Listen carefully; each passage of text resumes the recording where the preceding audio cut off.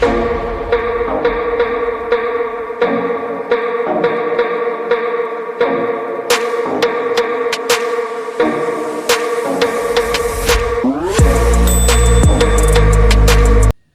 All, welcome back.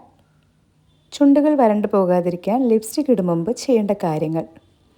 എത്രയൊക്കെ lip balm പുരട്ടിയാലും അല്പനേരം കഴിയുമ്പോഴേക്കും ചില ആളുകളുടെ ചുണ്ടുകൾ വീണ്ടും വരണ്ടു തുടങ്ങും.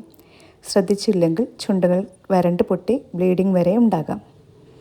ചുണ്ടുകൾ മനോഹരമാക്കി വെക്കാൻ വഴികൾ പലതുണ്ട്. അതിലൊന്നാണ് ലിപ്സ്റ്റിക്കിൻ്റെ ഉപയോഗം. എന്നാൽ ഇഷ്ടപ്പെട്ട ലിപ്സ്റ്റിക് ഇട്ടാലും കുറച്ച് കഴിയുമ്പോഴേക്കും ചുണ്ടുകൾ വീണ്ടും വരണ്ടു പോകുന്നതായി തോന്നുന്നുണ്ടോ?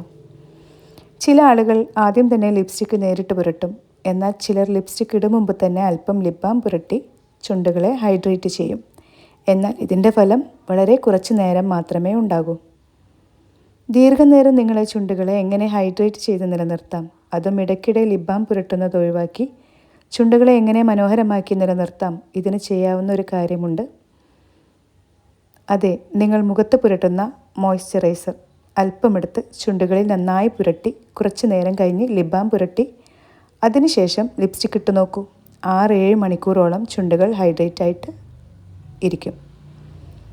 മോയ്സ്ചറൈസർ നിങ്ങളുടെ ചർമ്മത്തെ എങ്ങനെ ഹൈഡ്രേറ്റ് ചെയ്യാൻ സഹായിക്കുന്നുവോ അത്തരത്തിൽ തന്നെ ഇത് ചുണ്ടുകളിലും പ്രവർത്തിക്കുന്നു. പൂർണ്ണമായും ആഗിരണം ചെയ്യപ്പെടുന്നതുവരെ മൃദുവായി മസാജ് ചെയ്യുക. ഇന്നത്തെ എൻ്റെ വീഡിയോ നിങ്ങൾക്ക് യൂസ്ഫുള്ളായോ? ആയെങ്കിൽ കമൻറ്റ് ചെയ്യുക. Okay, bye bye.